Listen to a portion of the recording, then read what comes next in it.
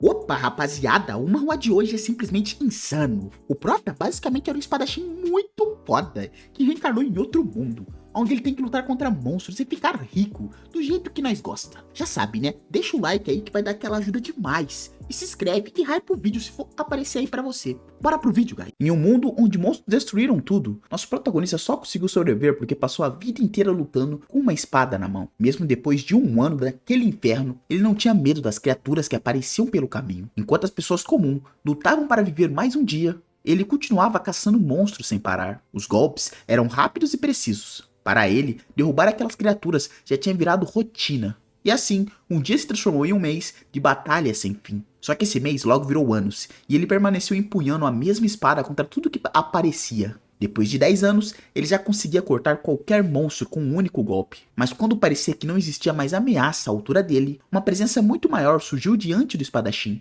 Essa entidade simplesmente diz que o mundo dele já tinha perecido e que não havia mais nada para proteger. O rapaz entende que aquela criatura estava por trás de toda a destruição que engoliu sua realidade. Mesmo admirando o talento dele, o inimigo só queria transformá-lo em mais uma arma sob seu controle. Só que o espadachim não aceita ser tratado como uma ferramenta e responde com toda a raiva que ainda carregava. Ele avança sem hesitar, decidido a cortar o responsável por destruir o mundo que conhecia. Mas a diferença de poder entre os dois era grande demais. E a luta toma um rumo desesperador.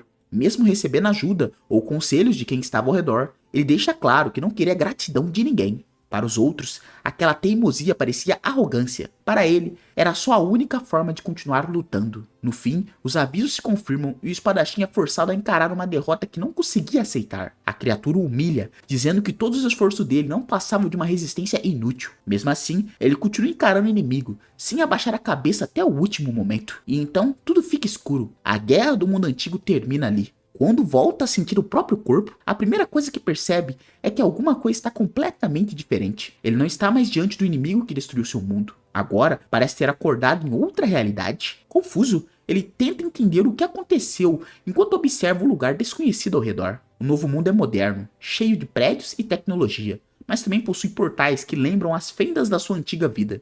A diferença é que aqui as pessoas tratam aqueles portais como parte da rotina. Ele logo percebe que está dentro de um corpo diferente e que ainda não recuperou a força que possuía antes. Quando alguém o chama de desgraçado, ele entende que o dono daquele corpo também carregava seus próprios problemas. O Prota ignora a confusão e tenta de se concentrar no que importa: descobrir aonde ele foi parar. Um alerta parece proibir a entrada de civis, deixando claro que aquele local era uma área controlada. Mesmo sem conhecer as regras, ele entra no portal porque sente que os monstros dali podem ajudá-lo a recuperar o poder. Do lado de dentro, ele não perde tempo e parte imediatamente para cima das criaturas. Os monstros daquele mundo parecem fracos demais, quando comparados aos inimigos que ele enfrentou no passado. Enquanto a luta acontece, os avisos do portal continuam deixando claro que civis não deveriam estar ali. A história então mostra que tudo isso acontece no distrito de Yongsan, em Seul. Mesmo em uma cidade comum, os portais e caçadores fazem parte da vida das pessoas. Quando a invasão é detectada, o sistema avisa que alguém entrou à força sem estar registrado como herói. Só que o invasor não parece preocupado com os agentes ou regras. Ele continua avançando sozinho. Logo depois, um grupo de caçadores encontra o estranho perto da saída do portal. Um deles chama um rapaz, acreditando que ele se perdeu dentro daquela área perigosa. O grupo decide ajudá-lo e pede para que ele os acompanhe na volta. Eles pensam que ele é só um civil assustado que entrou no lugar errado, mas a aparência dele chama atenção. As roupas e a espada fazem todos imaginarem que ele é um carregador abandonado.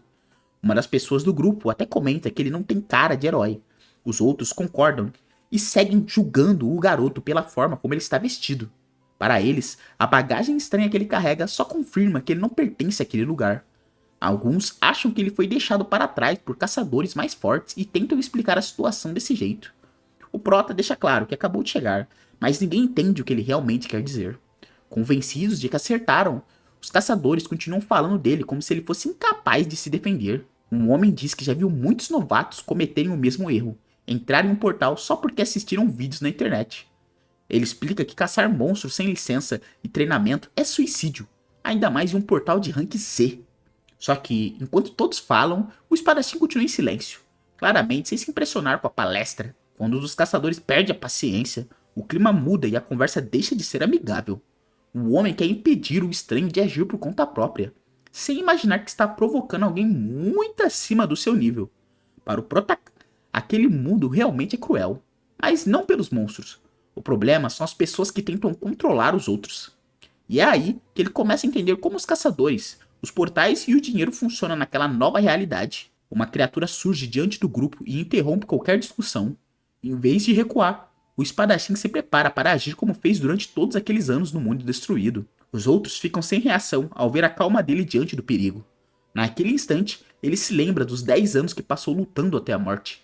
Para ele, não importa quantos anos tenham passado ou quantas vezes tenha caído, o monstro continua sendo um monstro. Com isso, fica claro que esse novo mundo ainda não mudou a essência daquele espadachim. E se tudo ao redor parece igual à sua antiga realidade, ele vai usar essa segunda chance para ficar forte de novo.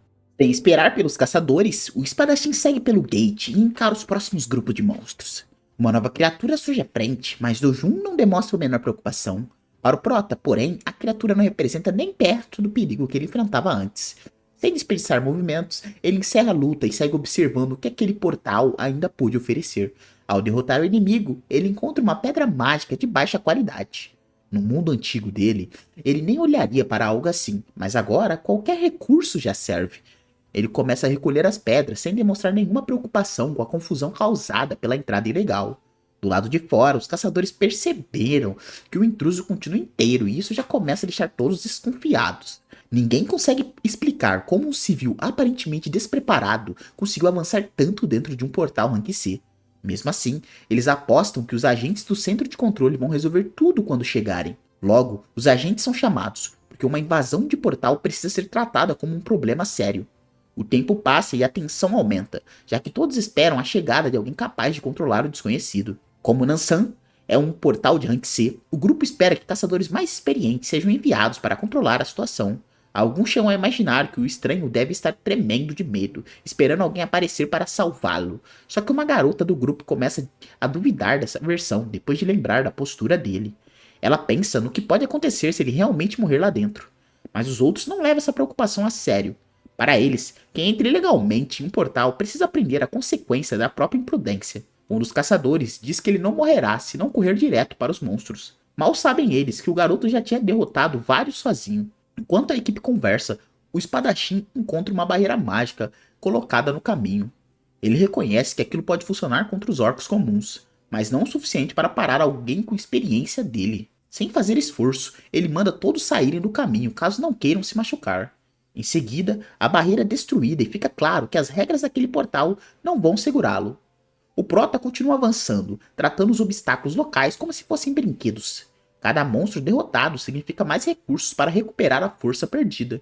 E ao eliminar mais inimigos, ele vê novas pedras mágicas sendo adicionadas à coleta. A caçada segue rápida, sem ele precisar usar a verdadeira extensão da própria habilidade. Quando os agentes finalmente o encontram, exigem imediatamente a identificação do herói. Eles explicam que sem registro ele terá de acompanhá-los até o centro de controle. O Prota repete o nome da instituição, mais irritado do que preocupado com a ameaça. Os agentes insistem que ele precisa obedecer às instruções, mas agora é ele quem começa a encarar os homens como um incômodo. Para alguém que acabou de sobreviver ao fim de um mundo, perder tempo com burocracia parece um absurdo. Os agentes mandam pegar algumas algemas e tentam cercá-lo, ainda acreditando que podem controlar a situação. Eles avisam que, se ele resistir, poderão usar força física para levá-lo embora. A ameaça continua com um discurso sobre responsabilidade por qualquer ferimento causado durante a prisão. Só que antes de terminarem a frase, o espadachim se move e a confiança deles desaparece. O primeiro homem é derrubado rápido demais para conseguir reagir. Com uma única ordem, ele manda todos pararem de incomodá-lo e saírem do caminho. Mesmo assim, um dos agentes tenta avançar, achando que ainda pode prendê-lo. A tentativa termina mal. A diferença de força entre eles finalmente fica evidente. O agente cai gritando e os outros percebem que subestimaram completamente o intruso. Mesmo vendo os companheiros caídos, o último agente reúne coragem para dar uma advertência final. O Prota apenas vira o rosto na direção dele. Pela expressão do rapaz, aquela conversa tinha durado tempo demais.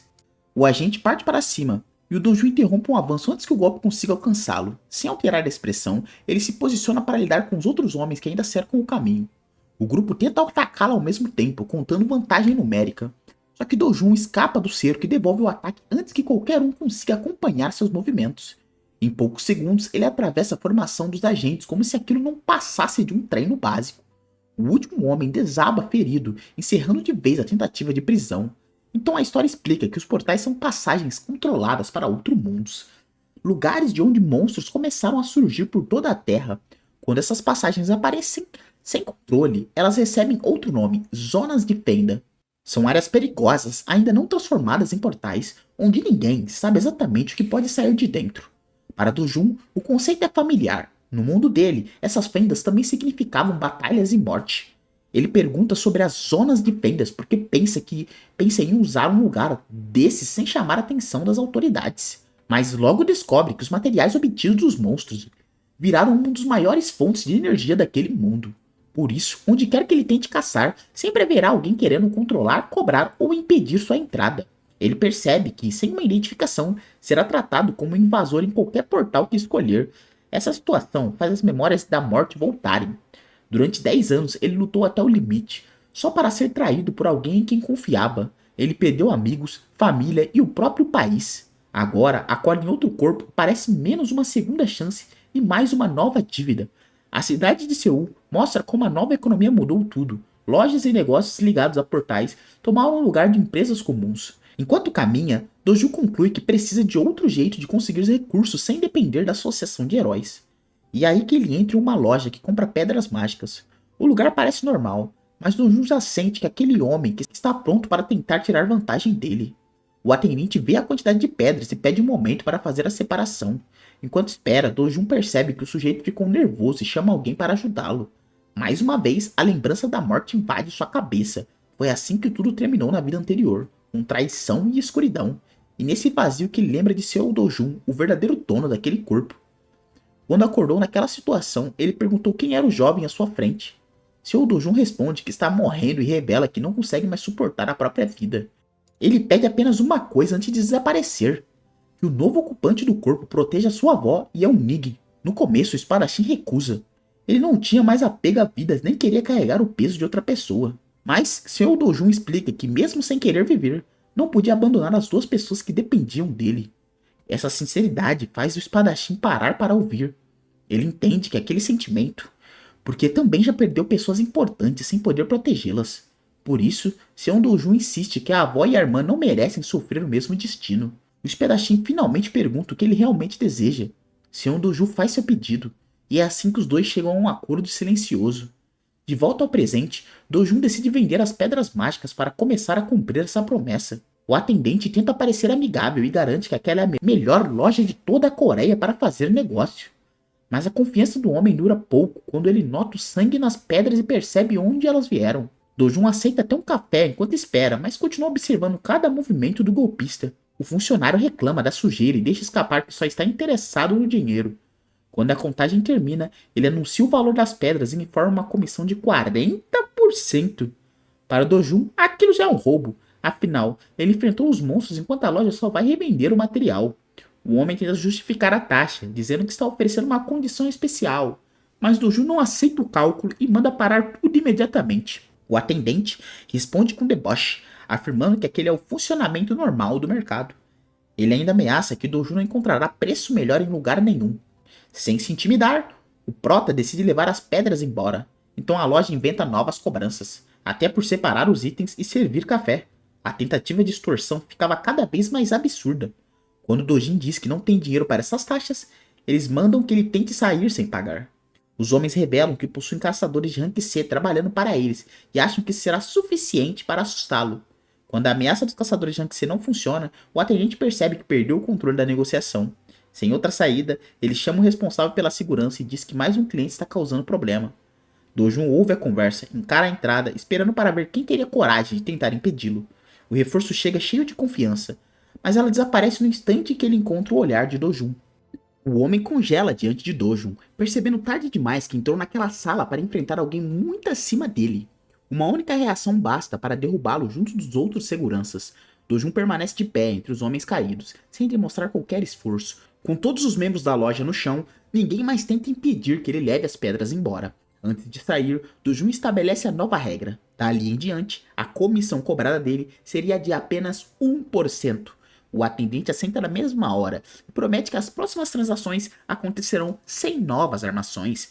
Com o dinheiro em mãos, ele pode finalmente começar a mudar a vida da família. A dívida do hospital da avó havia crescido de forma absurda em pouco tempo, e isso mostra o tamanho do problema que São Dong-jun carregava.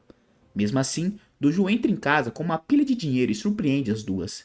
A avó pergunta de onde saiu tudo aquilo, porque até pouco tempo atrás eles mal tinham como pagar as contas. Sem poder contar a verdade, Doju inventa que emprestou dinheiro a um amigo que ficou rico. Ele diz que esse amigo veio do lugar onde cresceu e decidiu retribuir a ajuda recebida no passado. A explicação parece estranha, mas ninguém quer questionar uma mudança tão boa. Eun-young pergunta se isso significa que eles estão ricos agora. Do-jun responde que, de agora em diante, a situação deles será diferente. A menina comemora, feliz por acreditar que os dias difíceis finalmente ficaram para trás. Enquanto observa as duas, o espadachim começa a sentir o peso da promessa que aceitou. A avó e Eun-young eram as únicas pessoas que Seon Do-jun queria proteger, e agora essa responsabilidade caiu sobre ele. As memórias do corpo continuam chegando aos poucos, misturando a vida antiga com a realidade atual. Foi assim que ele despertou como Seon Do-jun, em uma vida cheia de dívidas e abandono. Para alguém que já foi um deus da espada, juntar dinheiro não seria difícil se sua força antiga tivesse voltado por completo. Só que os portais e os monstros daquele mundo são fracos, enquanto o próprio corpo ainda não consegue liberar tudo o que possui. Ele percebe que ainda precisa se adaptar antes de tentar desafios maiores. Naquele momento, nem 10% da força que ele tinha no passado foi recuperado. A tranquilidade acaba quando alguém começa a gritar o nome de seu Dojun na porta da casa. Ele manda a avó e o Wing ficarem dentro enquanto vai resolver o problema sozinho. Do lado de fora aparecem homens cobrando uma dívida antiga. Eles dizem que o valor agora ultrapassa 100 milhões de won e agem como se Dojun não tivesse escolha a não ser pagar. Esses são os agiotas que viviam arrancando dinheiro de Seon Dong-jun antes de ele morrer. Ao saber que ele fez dinheiro dentro de um portal, os homens já querem levar tudo embora. Para eles, o contrato justifica qualquer abuso. Só que Dojun não é mais a mesma pessoa que eles costumavam pressionar. Ele encara o grupo sem medo e não dá um passo para trás. A nova postura surpreende os agiotas, que esperam encontrar o mesmo rapaz submisso de antes. Quando um deles tenta avançar, Dojun resolve o problema em um instante. Ele explica que já pagou muito mais do que devia e que, na verdade, os cobradores é que deveriam devolver o dinheiro. Os homens ficam em choque. A pessoa diante deles tem o rosto de seu Dojun, mas não se comporta como ele. Dojun manda que leve um recado ao chefe. Ele mesmo fará uma visita em breve. Depois disso, os agiotas recuam porque entendem que continuar ali só vai piorar a situação. Mais tarde, Dojun leva Young para comprar coisas que ela sempre quis. Começando por uma boneca nova, ele diz para a menina escolher o que quiser, porque agora não precisa mais se limitar por falta de dinheiro. Enquanto acompanha Young, Dojun sente emoções que não pertenciam a ele antes de entrar naquele corpo. Ainda não é amor, mas nasce uma compaixão verdadeira pela família que Seon Dojun deixou para trás. Ele entende que o jovem era gentil com Eun-young, mesmo sendo apenas sua meia-irmã. Por isso, Dojun decide preservar ao menos essa parte do coração do antigo dono do corpo. Quando Eun-young pede mais um presente, ele permite sem pensar duas vezes. Para ela, aquele simples passeio já parece uma vida completamente nova. Só que a paz não dura muito, porque outra pessoa aparece para estragar o momento. Uma jovem olha para Dojun e Eun-young com desprezo, julgando os dois pelas roupas e pela aparência. Ela não reconhece apenas o rosto de Dojun, ela conhece o passado dele e sabe exatamente como machucá-lo. Mesmo assim, Dojun não abaixa a cabeça como faria antes. A estranha continua provocando, tentando descobrir por que seu Dojun mudou tanto. Ela questiona quem é Eun-young e faz a garota se sentir ainda mais desconfortável. A mulher repara nas roupas de Dojun e pergunta, com desprezo, quem é a garota sentada ao lado dele. Dojun reconhece aquela abordagem nojenta e pergunta se ela pretende criar confusão como a própria mãe costumava fazer. A resposta muda o clima da mesa, deixando Eun-young no meio de um conflito que ela ainda não entende. Sem reconhecer a desconhecida, a menina olha pro irmão e pergunta baixinho quem é aquela mulher. A mulher continua encarando Eun-young de cima para baixo, como se a garota não tivesse o direito de estar ali. Dojun pergunta o nome da menina, e ela responde com cuidado que se chama Eun-young. Assim que ouve o sobrenome, a desconhecida começa a atacar a garota, comparando-a cruelmente com a mãe. Dojun percebe que ela não veio apenas provocar, ela quer humilhar Eun-young do mesmo jeito que fazia com ele no passado. A mulher reconhece Dojun e estranha a falta de reação dele. Antes, ele sempre abaixava a cabeça, mas o garoto que ela conhecia não existe mais, e ela sente que essa mudança pela primeira vez. Dojun decide tirar Eun-young dali antes que a discussão fique ainda mais pesada, só que a mulher não deixa os dois irem embora sem soltar mais uma ofensa. Ela tenta atingir Dojun usando as palavras mais sujas que conhece, acreditando que isso vai fazê-lo perder o controle. Para ela, Euyong é só mais alguém que pode ser desprezada por ter vindo de uma família pobre. Mas Dojun responde sem hesitar e devolve toda a maldade que ela fazia há anos. Enquanto isso, ele lembra que a mãe dela sempre fingia não ver o que acontecia. As memórias mostram que seu Dojun nasceu fora do casamento e cresceu sem ter uma vida normal. Depois da morte da mãe, ele foi levado para a casa do pai biológico, mas nunca foi tratado como filho de verdade. Por mais de 10 anos, Dojun suportou desprezo e discriminação, até ser abandonado outra vez quando nasceu o filho da família legítima. No fim, ele foi mandado embora e passou a viver com a avó Yeong, a minha irmã que mal conhecia. O espadachim entende agora o tamanho da dor que o antigo seu Dojun precisou engolir sozinho, e decide que tudo vai ser diferente dali pra frente. Ele diz à garota que depois de viverem juntos por tantos anos, é estranho ela continuar sendo tão repulsiva. Dojun aponta que ela sempre descontou nos outros a própria inveja e insegurança. Ele explica que Eun-young, mesmo tendo pouca, se preocupa de verdade com o irmão e com a situação da família. Para Dojun, isso vale muito mais que a aparência e o dinheiro que aquela jovem usa para se sentir superior. Aparência eu não sei, né? As palavras acertam em cheio e a garota perde o controle. Ela pergunta como ele ousa falar daquele jeito, porque nunca imaginou que seu Dojun pudesse responder. Mas Dojun não recua. Ele só está devolvendo o que passou anos ouvindo. Sem conseguir vencê-lo, a garota chama a mãe. Ela distorce a conversa e tenta fazer parecer que foi a vítima da situação. A mulher mais velha chega fingindo autoridade e exige que todos se comportem. Ela pergunta a Dojun como ele está e como se a família ainda tivesse alguma relação de carinho. Mas ele enxerga a hipocrisia. Foi ela quem mais o atormentou durante aqueles 12 anos. A madrasta ainda fala que o pai se preocupa com ele, o que só deixa Dojun mais irritado. Ele responde que eles não têm intimidade para fingir preocupação um com o outro. No fim, manda as duas embora sem dar chance para novas provocações. As duas saem humilhadas, incapazes de aceitar que aquele garoto finalmente reagiu. Do lado de fora, fica claro que o seu Dojun silencioso, que aceitava tudo, desapareceu. E essa mudança vai ter consequência para todos que lucraram com o sofrimento dele. Enquanto a família se afasta, a garota continua furiosa e quer vingança. Ela não consegue suportar ter sido enfrentada na frente de Eun-young. Mais tarde, a mãe e filha discutem sobre o que fazer com Dojun. A garota quer esmagá-lo, mas a mãe parece estar escondendo algo muito mais grave. Ela liga para o chefe Lee e pergunta por que seu Dojun ainda está vivo.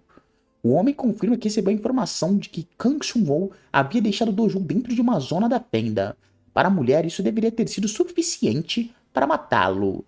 Ela não entende como o rapaz deveria estar morto agora e está andando pela cidade enfrentando todos. A garota ouve parte da conversa e começa a perceber que a mãe sabe mais do que deveria.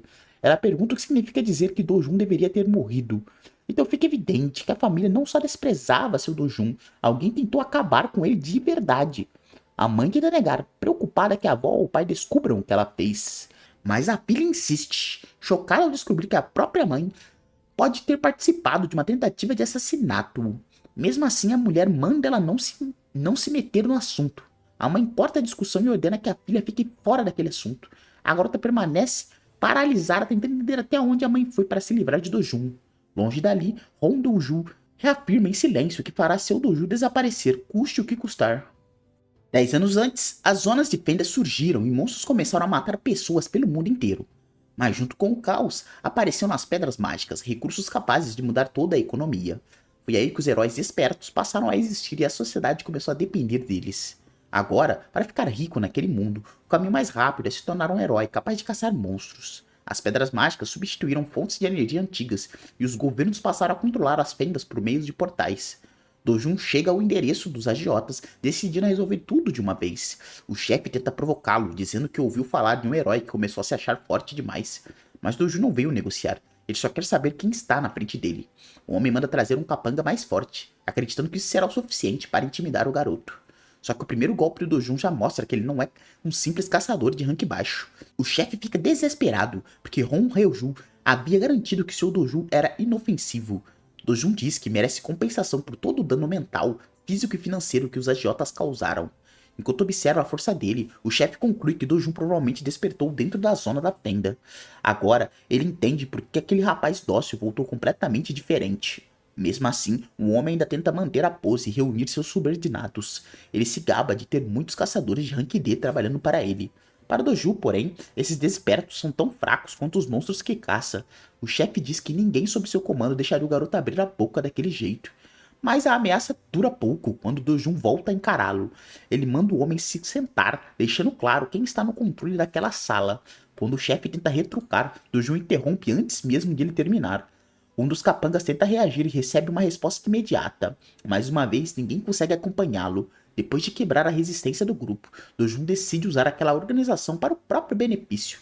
Ele sabe que os agiotas não vivem apenas de empréstimos ilegais. Também trabalham falsificando identificações para pessoas que querem burlar o sistema de heróis. E é exatamente isso que Dojun precisa.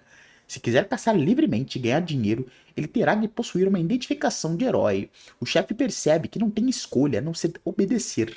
Dojun exige que o documento fique pronto até o dia seguinte. O homem tenta ganhar tempo, mas logo entende que isso só vai deixá-lo ainda mais machucado. Por isso ele aceita cuidar da falsificação imediatamente. Antes de sair, Dojun lembra que ainda existe uma pergunta sem resposta. Ele quer saber se Hon Roju ordenou que o matassem.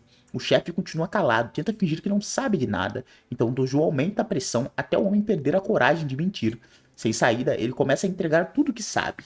Mesmo assim, ainda tenta se fazer de desentendido para não ter que se envolver demais. Mas Dojo não aceita respostas pela metade. O nome de Hon Haiju é finalmente confirmado. Ele queria que seu Dojo se afundasse em dívidas e acabasse tirando a própria vida.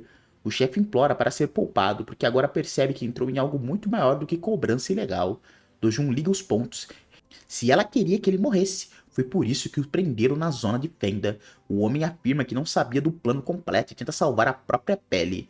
Ele diz que só estava interessado em receber o dinheiro, não em matar alguém. Mesmo assim, Dojun não vai deixá-lo escapar tão fácil. Agora ele pede todas as informações sobre Kang Shuo. O chefe aceita buscar tudo até o dia seguinte, porque sabe que a alternativa será muito pior. Com uma identidade falsa e informações sobre Kang Shuo, Dojun poderá agir sem depender de ninguém. Mas antes de ir embora, ele volta a pensar na promessa feita ao antigo seu Dojun. Ao deixar o prédio, Dojun volta a lembrar do pedido de seu Dojun para manter a avó Yeoung em segurança. Agora ele tem uma identidade, uma pista sobre Kang Shuo e um caminho para começar a cumprir essa promessa. Com a identificação falsa pronta, Dojun escolhe um portal de rank B que parece perfeito para testar a força atual dele. O problema é que esse portal tem escala D e uma estrutura de túnel, o que torna impossível avançar em grupo. Lá dentro, alguém precisa enfrentar sozinho centenas de monstros em um corredor escuro e apertado. O sistema avisa que o nível dele está abaixo do recomendado, mas Dojo só vê isso como mais uma oportunidade. Para os funcionários, um caçador daquele nível deveria desistir imediatamente. O portal de Banson exige pelo menos um herói de rank A, mas Dojo entra mesmo assim. Se alguém comum tivesse o azar ali dentro, morreria sem ter para onde correr. Só que Dojo não está preocupado, ele já sobreviveu a um mundo muito pior do que aquele túnel. Ao cruzar a entrada, a escuridão toma conta e o perigo começa de verdade. Ele sente a presença dos monstros se aproximando por todos os lados. Mesmo com a visão limitada, Dojo não perde a calma. Logo a primeira criatura aparece no caminho dele. E é uma serpente Black Fang, um monstro venenoso capaz de paralisar alguém só com um arranhão. Para qualquer caçador normal, encostar naquela cobra já seria o suficiente para ser o fim da luta. Mas Dojun avança antes que ela consiga atacar outra vez. Ele derruba a criatura e continua pelo túnel sem sofrer um único ferimento. Como não trouxe uma arma decente, ele pega uma espada velha e decide usar o que tem. Mesmo desgastado, uma espada ainda pode ser letal dependendo de quem está segurando o cabo. Com a lâmina na mão, Dojun começa a abrir o caminho pelo portal. As serpentes aparecem uma após a outra, mas nenhuma consegue acompanhá-lo. Cada golpe é limpo, rápido e feito para matar sem desperdiçar energia. Em pouco tempo, o chão do túnel fica coberto pelos monstros derrotados. Só que as primeiras serpentes não deixam pedras mágicas e isso irrita Dojun. Ele entende que a chance de uma Black Fang comum dropar um recurso é muito baixa. Se quiser ganhar dinheiro de verdade, terá de derrotar centenas delas. Então ele acelera ainda mais a caçada. Depois de avançar pelo túnel, Dojun encontra uma criatura muito maior que as outras. Ele suspeita que aquele seja o chefe do portal. A presença do monstro também confirma que finalmente está perto do fim do caminho. Para Dojun, encontrar o chefe é conveniente. Assim ele pode terminar tudo e voltar para casa mais rápido.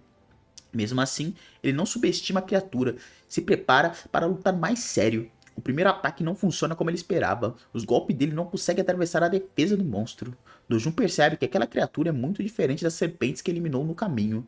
A pele dura do chefe torna ataques desarmados praticamente inúteis. Ele continua analisando o inimigo, procurando uma abertura. Mesmo com o corpo atual limitado, Dojun não pensa em recuar. Ele só se irrita por ainda não ter recuperado a força que possuía no mundo antigo. Se tivesse no seu auge, o monstro daquele nível não duraria nem um segundo. Mas então ele olha para a espada velha que pegou no começo do portal. Mesmo sendo simples, aquela arma pode cortar onde os punhos dele não conseguem chegar. Dojun decide confiar na técnica que trouxe de outra vida anterior. Ele concentra a força e prepara um único golpe decisivo. Nesse instante, a espada revela que ainda tem muito mais utilidade do que parecia. O espadachim finalmente encontra o momento certo para atacar. Ele chama o chefe Cobra e diz que ela deveria se sentir honrada por ser derrotada pela sua mão. Em seguida, libera o golpe e corta a criatura com precisão. A luta termina de uma vez, provando que experiência ainda vale mais que rank naquele mundo. Dojun fica atento para garantir que o monstro não tenha deixado nenhum último ataque escondido. Só depois disso ele pode respirar aliviado. Ao examinar a arma, ele vê que a espada ficou curta para o estilo dele, mas ainda pode ser útil em alguns ajustes. O portal rendeu mais do que Nansan, então ele concluiu que a escolha valeu a pena. Mesmo assim, atravessar um portal de rank B consumiu mais tempo do que esperava. Isso deixa uma coisa muito clara: recuperar a força original precisa continuar sendo a prioridade máxima. Dojun lembra que no mundo antigo seus companheiros não eram tão fracos nem dependentes de títulos vazios. Agora ele está sozinho de novo, em um lugar onde os ranks parecem importar mais do que habilidades reais. Mas a caçada trouxe dinheiro, uma espada e mais experiência para esse corpo fraco. Pelo menos a recompensa foi melhor que a de Nansan, o que faz a longa caçada valer algum esforço. Mesmo assim, Doju se incomoda por ter gastado tanto tempo para concluir um único portal de rank B. A experiência confirma que recuperar a força antiga precisa ser sua prioridade absoluta. O único alívio é saber que seus antigos companheiros não estavam ali para vê-lo tão limitado. Depois de limpar um portal de rank B sozinho, Doju volta à loja com uma quantidade bem maior de pedras mágicas. O atendente vê o material e tenta cobrar 40% de comissão de novo, como se nada tivesse acontecido. Dojun pergunta por que o homem está machucado e aproveita para questionar aquela taxa absurda. O funcionário tenta justificar dizendo que a loja oferece o melhor serviço e envia burocracia e imposto. O funcionário tenta justificar dizendo que a loja oferece o melhor serviço e ainda evita burocracia e imposto. Mas Dojun não quer desculpas, ele quer que o acordo de 1% seja respeitado. Depois de alguns minutos de silêncio, o atendente percebe que discutir não vai resolver nada. Então ele liga para alguém e pede para que venha imediatamente à loja. Que cara burro. Pelo telefone, explica que o maluco invadiu o lugar, espancou os guardas e deixou todos apavorados. A pessoa do outro lado entende que o problema está ligado ao caçador que força a venda de pedras mágicas. Ela comenta que o rank não define a habilidade real. Um guarda recém-registrado não se compara a alguém que arrisca a vida em portais todos os dias. Mesmo assim, ela manda chamá-lo caso a situação realmente saia do controle. Quando desliga, os funcionários ainda tentam fingir que tudo ficará bem, só que a porta abre e alguém muito mais experiente chega ao local. Um dos homens reconhece Dojun como responsável por deixar os guardas naquele estado. A recém-chegado observa o rapaz e percebe que a aparência calma dele não combina com o estrago que fez. Ela o acusa de atacar civis e lembra que heróis não deveriam usar força contra as pessoas comuns. Os funcionários reforçam que o homem ferido é um herói veterano, tentando usar a reputação dele como ameaça. Dojun manda todos pararem de falar e cuidarem dos próprios problemas. A resposta fria deixa o ambiente inteiro em silêncio. A mulher pergunta se ele pretende se vingar do grupo ou se quer apenas concluir a negociação. Os guardas se irritam, mas ninguém tem coragem de dar o primeiro passo. Ela percebe o risco. Para caçadores, muitas vezes a maior causa da morte não são monstros, mas briga contra outros heróis. Então a veterana decide não criar uma guerra sem saber contra quem está lutando. Esperta ela. Dojun não perde mais tempo e manda calcularem o valor das pedras. O material é de alta qualidade e a quantidade deixa os funcionários em choque. Todos tentam adivinhar quem é aquele caçador desconhecido capaz de trazer tantas pedras sozinho. Quando o total aparece, a loja tenta manter a postura profissional. Mas o valor dos itens já deixa claro que Dojun passou o dia inteiro em um portal muito acima do normal. O funcionário olha para os dados e fica ainda mais confuso sobre a identidade dele. O cálculo chega a 150 milhões de won. Mesmo com todo esse dinheiro, Dojun acha pouco para o risco que ocorreu durante a caçada. O atendente tenta lembrar que precisa descontar a comissão, mas percebe na hora que falou demais. Dojun repete que a comissão é de 1% e exige o pagamento correto, 148 milhões e meio. Os homens tentam protestar, alegando que a taxa normal é muito maior que a transação precisa de aprovação superior. Dojun responde com apenas duas palavras: agora mesmo. Sem escolha, o funcionário liga para o chefe e explica tudo o que aconteceu. Do outro lado, a ordem é simples: ninguém deve contrariar Dojun enquanto ele estiver ali. Ele escuta a decisão e exige que tragam o dinheiro sem demora. O chefe tenta pedir que o empregado volte ao telefone, mas Dojun encerra a conversa do jeito dele. O recado chega claramente: o superior concordou, então o pagamento deve ser feito. Com medo, a loja entrega o dinheiro para Dojun. Aquilo é só o começo do que pode ganhar se continuar limpando portais mais fortes. Ao sair, ele diz que espera fechar mais negócios tranquilos no futuro. Para os funcionários, porém, Nada naquele acordo foi tranquilo. Logo depois, outro homem pergunta por que não atenderam o telefone e tentam entender a ligação anterior. O funcionário, completamente quebrado, diz que vai pedir demissão porque não aguenta mais lidar com Do-jun. Depois de tudo, ninguém na loja quer ser o próximo a tentar enfrentá-lo, mas então chega uma nova chamada, trazendo alguém ainda mais importante para o local.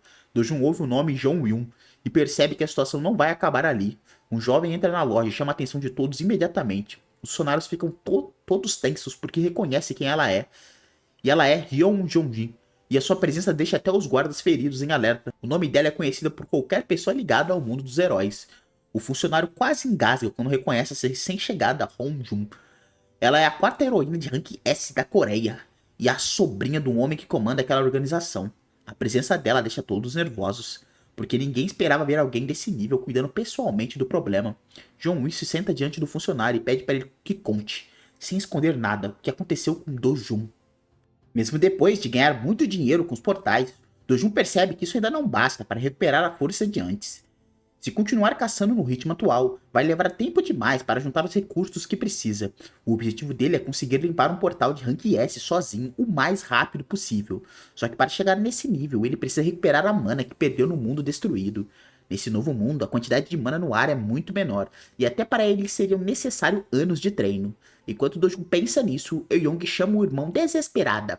Uma vibração estranha começa a sacudir a casa e ninguém entende o que está acontecendo. Dojun manda Euyong entrar, porque não sente que aquilo não é um simples terremoto. O chão continua tremendo e a situação piora a cada segundo. A avó pergunta o que está acontecendo, mas Dojun já começa a ligar os pontos. O perigo está muito mais perto do que imaginavam. De repente, uma abertura surge no quintal de casa. Dojun reconhece a energia na hora. Aquilo não é um terremoto, é uma nova zona de fenda se formando. Ele manda a avó e a Young ficarem no quarto e não saírem por nada.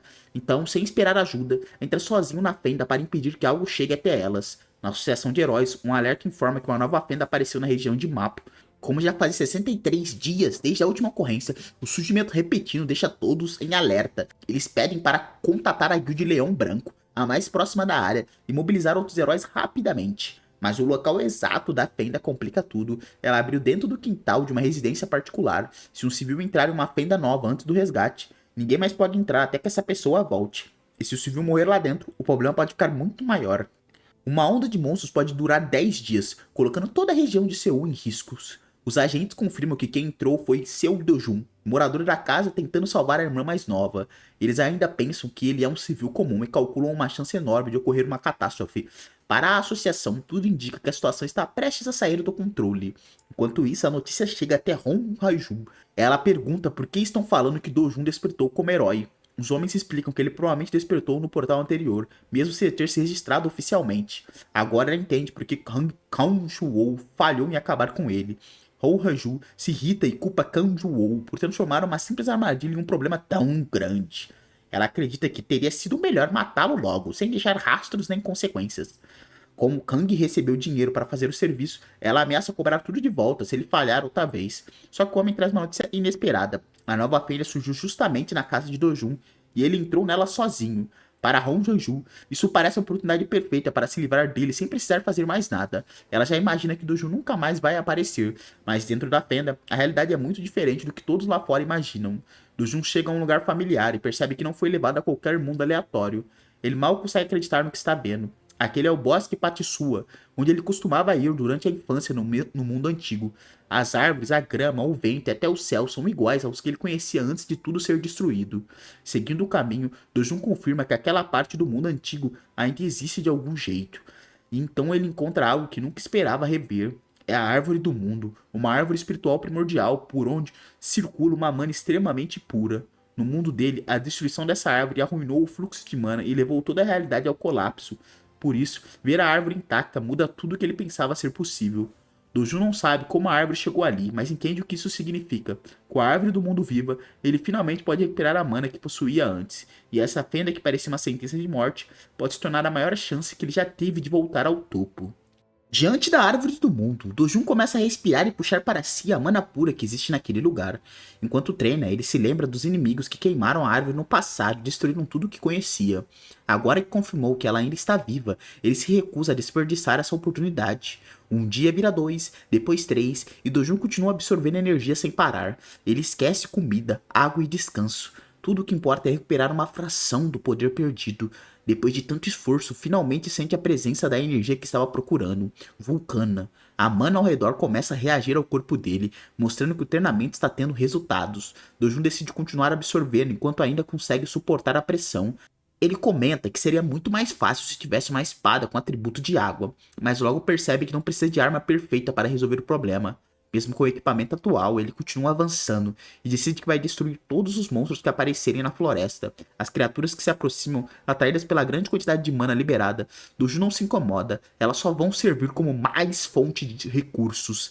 Quando o primeiro grupo avança, ele prepara a técnica que não usava havia muito tempo. A mana dentro do corpo começa a se concentrar, então ele libera o Ki condensado e explode toda a energia contra os monstros. Depois do ataque, Doju percebe que fazia muito tempo desde a última vez que conseguiu liberar tanta mana de uma vez. Mesmo longe do auge, aquela pequena recuperação já muda completamente o nível dele. Os inimigos continuam surgindo, mas agora ele consegue enfrentá-los com muito mais facilidade. Cada batalha ajuda a testar o que voltou ao corpo. Dojun segue caçando sem parar, usando a floresta como um campo de treinamento. Depois de acumular energia, ele decide olhar o próprio estado usando a percepção que recuperou. Ele observa o fluxo de mana e entende que ainda está longe da força que tinha no passado, mas a evolução é real, e isso é suficiente para continuar. Dojun ajusta a respiração e se prepara para o próximo passo do treinamento. Agora ele consegue sentir os monstros ao redor antes mesmo que eles se aproximarem. Com essa vantagem, a caçada fica ainda mais eficiente e ele derruba todos os inimigos que aparecem no caminho. O objetivo não é apenas sobreviver dentro da fenda, ele quer extrair o máximo possível daquele lugar. Depois de analisar a situação, Doju confirma que o corpo suportou uma nova quantidade de mana. Então ele avisa que assim que acabar com os monstros restantes vai procurar o item que precisa. A busca fica mais intensa porque ele lembra que aquele tipo de criatura tem uma boa chance de deixar a recompensa desejada. Dojun espera encontrar várias delas, pois cada uma delas pode acelerar a recuperação de força dele, mas monstros caem diante dele, incapazes de reagir à diferença de poder. No meio dos destroços, algo finalmente aparece, e é exatamente o item que ele queria desde que entrou naquela floresta. A centelha imortal surge diante dele, e Dojun mal acredita que conseguiu encontrá-la outra vez. No mundo antigo esse recurso era valioso, mas para ele não passava de algo que podia obter quando quisesse. Agora com o corpo atual, até observar uma única centelha existe esforço. Dojun gostaria de puxar ainda mais mana da árvore do mundo, só que o corpo dele não aguenta essa quantidade por enquanto. Então ele toma a decisão mais segura, absorver a centelha imortal primeiro. Ao fazer isso, ele vai converter a própria mana para o atributo de fogo. No passado ele nem precisava absorver centelhas para ter esse tipo de poder, a diferença mostra como ainda está fraco. Mesmo assim, ele não se abale e começa o processo de absorção.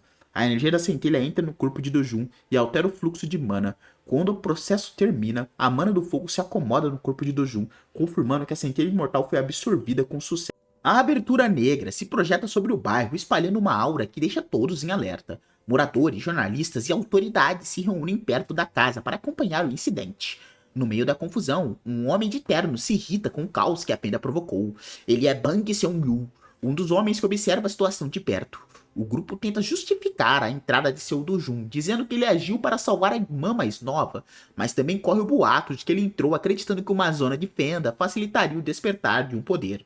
Quando perguntam o que é que ele pretende fazer, a resposta é apenas esperar pela onda de monstros. A explicação não convence ninguém, porque aquela fenda foge completamente do normal. Desta vez, zonas de fenda aparecerão ao mesmo tempo nos Estados Unidos, China, Reino Unido, Turquia e Suíça.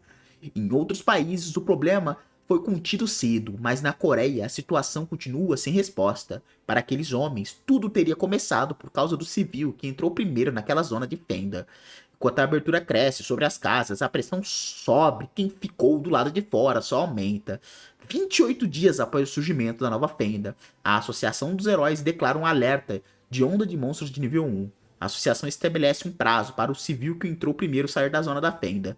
Longe dali, alguém identifica esse civil, seu Dojun. A confirmação chega aos ouvidos de um homem que já tinha interesse na queda dele.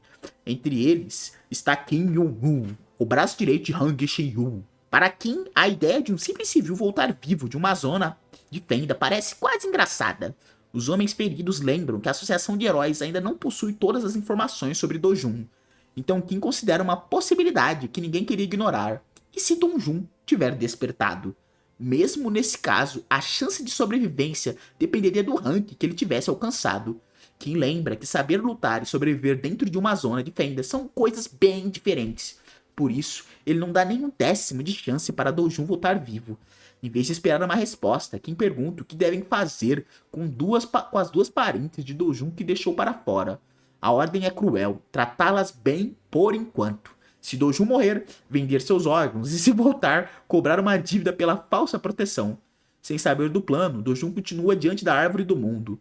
Depois de absorver ainda mais energia, ele sente que finalmente consegue usar a mana do fogo com estabilidade. Centenas de centelhas imortais já foram absorvidas pelo corpo dele. Agora ele pode usar mana do atributo fogo quando quiser, e sua resistência a chamas também aumentou muito. Considerando apenas o atributo de fogo, Dojun sente que ultrapassou o nível que tinha quando era chamado de Deus da Espada. Ele toca a árvore do mundo em silêncio, agradecendo pela oportunidade que recebeu. O gesto faz Dojun se lembrar de um tempo que ficou muito atrás. Naquela época, ele recolhia centelhas imortais sem imaginar tudo o que ainda perderia. Mas sem saber se voltariam a se encontrar, ele deixou uma promessa de proteção. A lembrança reforça que Dojun não consegue ignorar alguém que esteja em perigo. De volta ao presente, ele agradece outra vez a árvore do mundo e reafirma sua decisão. Ao sair, Dojun percebe que não há ninguém num raio de 1 quilômetro. Todos já foram evacuados para a chegada da onda, mas uma aura fraca na direção da casa faz Dojun prestar atenção ao movimento ao redor. Pelas roupas, ele reconhece os mesmos homens que encontrou no portal anterior. Sem se expor, Dojun forma uma chama na ponta dos dedos. A nova mana obedece e sai disparada como um projétil pelo céu noturno. A chama segue exatamente para o ponto que ele escolheu. O impacto explode com força, iluminando toda a rua. Os homens entram em pânico ao perceberem o fogo surgindo tão perto deles. Sem saber de onde veio o ataque, eles abandonam o local às pressas. A visão das chamas desperta em Dojun e a lembrança de Kuzaki, o mago do fogo mais forte do continente. Enquanto isso, um dos homens ainda tem que entender de onde saiu aquele poder. Dojun observa o resultado satisfeito. A natureza da chama e a precisão do disparo funcionaram como ele queria. Ele pensa que Kuzaki certamente admiraria uma chama como aquela. No passado, Kuzaki era conhecido como o mago do fogo mais poderoso de todo o continente. Do lado de fora, um homem de cabelo azul sente que existe algo errado naquela direção. Ele tenta alertar os companheiros, mas o grupo já está tomado pelo medo. Sem coragem para investigar, todos preferem fugir. Enquanto se afastam, eles percebem que a zona da fenda também está mudando. A abertura começa a se desfazer diante dos olhos deles. Dojun retorna para casa carregando as centelhas que recolheu na floresta. Ao sentir a alteração no ar, ele entende que a zona da fenda está desaparecendo. A zona de fenda que surgiu em Mapo desaparece e vira manchete nacional logo pela manhã. A reportagem lembra que já se passaram 29 dias desde que Sion Dojun entrou naquela zona da fenda. Além da fenda sumir, um incêndio inexplicável também chama a atenção. E um ferro velho próximo ali. Na rua, alguns curiosos concluem que o homem que entrou na fenda certamente morreu. Dojun escuta os comentários escondidos sobre o capuz e se incomoda com a frieza daquelas pessoas. Para ele, a perda da ligação com a árvore do mundo é lamentável, mas talvez tenha sido o melhor desfecho. Mesmo assim, Dojun ainda tem algo importante que precisa proteger. Ele para diante do escritório de empréstimo de Hong Chong-chip. Lá dentro, os homens continuam tratando a avó de Yoong como se já estivessem completamente à mercê deles. Eles falam da menina como uma mercadoria que o chefe poderá usar quando ela crescer. Olha, filha da puta. O ar do escritório muda quando uma voz desconhecida chama por eles. Com o rosto coberto, Dojun pergunta onde está o chefe deles. Enquanto isso, Hong Shou-pi deixa o prédio tranquilo, sem imaginar o que acontece no andar de baixo. Kim Hong-ong o acompanha, carregando a agenda do diretor. Wang Ri, satisfeito com a rotina e com o poder que acredita possuir, Kim informa que ele tem um almoço marcado com o CEO Baek. Wang manda avisar a Madame Kang de que irá visitá-la à noite e exige que prepare novas garotas. Os dois seguem pelo corredor, confiantes de que ninguém ousaria enfrentá-los. De volta ao escritório, um dos agiotas é arremessado longe, antes de entender o que aconteceu. O golpe deixa o homem atordoado e com sangue no rosto. Ele desaba no chão, completamente sem reação diante da força de Dojun. Os outros só conseguem tossir e tremer enquanto o intruso permanece parado diante deles. Dojun manda o homem rastejar até ele como um cachorro. Apavorado, o AJ percebe que não tem como desafiar aquela ordem. Ele se arrasta pelo chão até os pés de Dojun. Dojun pergunta se o homem não consegue ouvi-lo, então ele exige que o AJ late e deixe claro que alguém como ele não merece ser tratado com dignidade. O homem obedece, latindo em desespero para continuar vivo. Os comparsas assistem à humilhação sem coragem de interferir. Até os homens, que antes pareciam confiantes, agora ficam imóveis de medo. Dojun se senta na cadeira do chefe, enquanto o agiota permanece curvado ao lado dele. Ele sabe que esses homens fingem lealdade quando estão acuados, mas traem na primeira brecha. Por isso Dojun pergunta se Han Shoubi acha que já lidou com gente como eles apenas uma ou duas vezes. O homem implora para viver e promete servi-lo com fidelidade de cachorro, uau uau. Dojun corta a súplica sem demonstrar nenhuma paciência. Em seguida, ele derruba o agiota com outro golpe seco. Dojun chama Kim, um homem de óculos que acompanhava Wang. Ele decide que dali em diante, Kim será o chefe e não precisará mais trabalhar como o cão de Wang. Kim hesita, tomado pelo medo da decisão que acabou de receber. Ele explica que Wang tem muitas conexões e que em troca repentina de comando levantaria suspeitas. Mesmo assim, Kim implora para que Dojun poupe Wang ao menos uma vez. Dojun lembra que aqueles homens sabem esconder corpos em tambores no mar ou esmagá-los no ferro velho. Ele oferece uma escolha simples. Se eles não quiserem cuidar de Wang, pode jogá-lo num portal como alimento de monstro. Ao ouvir isso, os agiotas entram em pânico e pedem para que suas vidas sejam poupadas. Wang também se curva, prometendo trabalhar como um cachorro pelo resto da vida. Dojun considera que eliminá-lo agora seria a maneira mais limpa de evitar problemas futuros, mas ele decide dar uma única chance ao homem. Wang mal acredita quando Dojun estende as mãos em sua direção. O agiota aceita a mão, pensando que conseguiu escapar. Ele promete servir Dojun como mestre dali em diante. No instante seguinte, chamas envolvem o corpo de Wang e fazem todos congelarem de terror. O grito dele ecoa pelo escritório enquanto o fogo consome sem se espalhar pelo lugar. Dojun o encara e avisa que aquela é a sua última chance. Depois ele lança o Wang para longe para um movimento rápido. Sem se abalar, Dojun caminha até a saída do escritório. Ele determina que qualquer arranhão em sua família será pago com o massacre de todos eles. A ordem final é proteger seus familiares 24 horas por dia pelo resto da vida deles. Sob o capuz, Dojun deixa os agiotas com a certeza de que não haverá uma segunda advertência. Enquanto divide uma refeição com Eung, Dojun acompanha a cobertura do desaparecimento da Fenda. Para o governo, a Associação dos Heróis e a imprensa, ele também desapareceu junto com ela. Na internet, o desaparecimento dele já era tratado como uma morte confirmada. Dojun sabia que reaparecer publicamente só traria novos problemas. Por enquanto, permanecer morto era o mais seguro. Ele avisa Wong que os dois vão se mudar logo, porque Wang poderia descobrir o novo endereço deles a qualquer momento. Enquanto isso, Euyong se concentra no hambúrguer à sua frente. A menina fica feliz com a ideia da mudança. Dojun explica que, depois disso, ela poderá frequentar o jardim de infância como as outras crianças e ir para a escola no ano seguinte. Mas a expressão de Euyong muda assim que ele fala sobre o jardim de infância. Percebendo isso, Dojun pergunta por que ela não quer ir. Euyong conta que as outras crianças zombam dela por não ter nem pai e nem mãe. Ao ouvir aquilo, o olhar de Dojun fica sério. Ela tenta fingir que não se importa e diz que não precisa ir agora. Para ela, basta começar a escola no próximo ano. Mesmo assim, Euyong parece aliviada por não precisar encarar aquelas crianças. Dojun decide que vai encontrar uma escola particular de alto nível para que ninguém volte a menosprezá-la. Depois, Kim Euyong questiona Dojun por ter colocado uma avó e uma criança em um motel. Kim garante que o local é administrado pela própria empresa e a segurança está sob controle. Dojun aceita a solução sem prolongar a discussão. Quando ele entra no quarto, a avó e Euyong se assustam ao vê-lo de volta. Euyong corre imediatamente na direção dele. A avó segura a mão de Dojun, ainda sem acreditar que ele realmente voltou vivo. Euyong se joga nos braços do irmão e começa a chorar. Sem saber o que dizer, Dojun apenas deixa que ela fique agarrada nele. Então ele confirma para as duas que voltou são e salvo. Euyong pergunta se ele também é um herói. Dojun devolve a pergunta, querendo saber se ela gostaria que ele fosse um herói. Para Euyong, heróis enfrentam monstros assustadores e podem morrer, por isso ela prefere que Dojun não siga esse caminho. O único desejo dela é que ele continue vivo ao lado dela e da avó por muito tempo. As palavras simples da irmã atingem Dojun em cheio. Depois de tudo que perdeu no outro mundo, ele percebe que recuperou algo precioso naquele lugar. No mundo destruído onde viveu antes, até quem resistiu até o fim precisou suportar uma realidade cruel. Durante as batalhas contra os monstros, muitas pessoas foram perdidas. Agora Dojun acredita que pode proteger essa felicidade simples que voltou para a vida dele. Em outro lugar, Natal Wang, o fundador da Associação dos Heróis da Coreia e diretor da Federação Mundial dos Heróis, acompanha a investigação sobre a Fenda desaparecida. A assistente admite que a equipe ainda não conseguiu descobrir a causa do desaparecimento. Natal Wang considera a situação preocupante. Uma fenda que some sozinha também pode voltar sem aviso.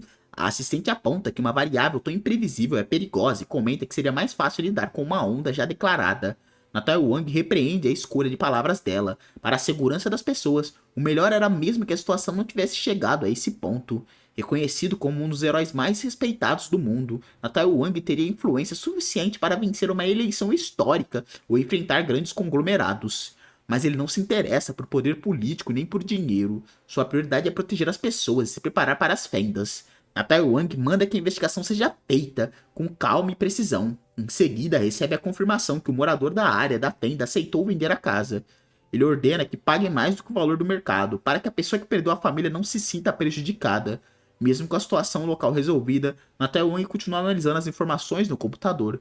Ele lembra que fendas semelhantes surgiram ao mesmo tempo em outros países, e sente que há algo errado nesse padrão. A assistente informa que os Estados Unidos e a China já estão sob controle, mas o problema principal agora é o Reino Unido.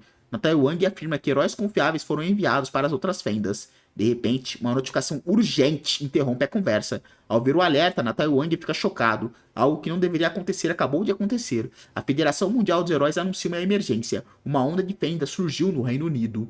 Dojun chega novamente à loja de pedras mágicas, mantendo o rosto escondido sob o capuz. Ele entra sem chamar atenção e segue direto para o balcão.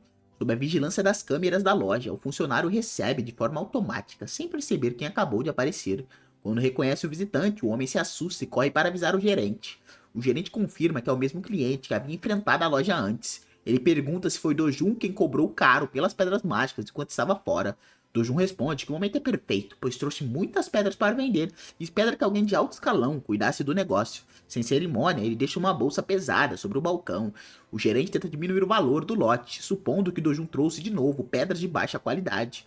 Dojun não aceita ser tratado daquela forma e diz que não fará negócio com eles. O gerente se espanta ao perceber que ele está mesmo disposto a ir embora. Dojun avisa que a loja ainda vai se arrepender dessa escolha. Mesmo assim, o gerente insiste que uma comissão de 1% seria um prejuízo demais para a empresa. Ele tenta justificar a recusa, dizendo que o centro dos portais cobra 5% pela distribuição de pedras mágicas. Sem paciência para ouvir mais desculpas, o gerente manda Dojun pegar a bolsa e sair da loja. Mas quando as pedras se espalham pelo chão, o gerente e o funcionário ficam paralisados. No meio do lote, há uma pedra mágica de herói, um item muito mais raro do que as pedras comuns. Dojun deixa claro que se eles não quisessem comprar, ele simplesmente levará tudo embora. Ele se lembra de como no México o traficante Kerzowan usava pedras mágicas quebradas para produzir drogas. Quando o poder de uma dessas pedras foi ativado, Kerzowan despertou como herói. Desde então, as pedras mágicas de heróis se tornaram itens valiosos para despertares e aprimoramento de magia. Agora que entendem o que está diante deles, os dois funcionários entram em pânico. Dojun manda colocar as pedras de volta na bolsa, pois já está pronto para sair. O gerente o interrompe e pede para que espere um momento, enquanto o funcionário recolhe o lote e o gerente tenta recuperar a compostura. Dojun espera calmamente, tomando a sua bebida como se não estivesse com pressa alguma. O gerente sugere uma comissão de 0,5%, fingindo que está fazendo uma oferta razoável. Dojun corta a conversa, se ele não gosta da condição, pode esquecer a negociação. O gerente recua e diz que só estava curioso sobre o motivo daquela taxa. Dojun percebe que a mudança para 0,5% não foi boa vontade, mas irritação do gerente. O homem se desculpa e admite que agiu de forma imprudente. Dojun diz que está cansado de desculpas, ele só quer saber se a loja vai cumprir a comissão exigida ou não. Do outro lado do balcão, o funcionário reclama baixinho da postura de Dojun, pressionando o gerente e finalmente aceita negociar. Ele tenta explicar que, fora de uma pedra de herói, a comissão normal do mercado seria muito maior. Mesmo assim, Dojun mantém a postura e deixa claro que pode ir embora se a loja continuar reclamando. Desesperado, o gerente pede que ele não leve o lote, dizendo que o seu chefe mataria se descobrisse o prejuízo. As tentativas de baixar a comissão continuam, mas Dojun aponta que ele nunca pediu uma redução. Pressionado pelo próprio impasse, o gerente acaba caindo de joelhos diante de Dojun. Ele aceita a comissão de 1%, alegando que está fazendo isso por boa vontade. Ele ainda chama Dojun de ladrão, furioso por ter sido encurralado pelo próprio acordo. O gerente fica tomado pela raiva, mas não tem escolha a não ser obedecer. Então Dojun revela mais um detalhe. Aquela bolsa não é o lote inteiro. Ela tem mais de 7 bolsas iguais, deixando o gerente e o funcionário ainda mais chocados, e eu também. Sem perder tempo, o gerente manda preparar o contrato imediatamente. Pouco depois, 67 milhões de wons são depositados na conta de Dojun. Com esse ritmo de ganhos, até uma casa de 110 bilhões de wons parece deixar de ser um sonho impossível. Mas Dojun sabe que o problema real é conseguir pedras mágicas de alto nível. Para isso, ele precisa circular livremente pelas zonas da fenda. Antes que ele possa pensar em como fazer isso, uma nova notificação soa no celular.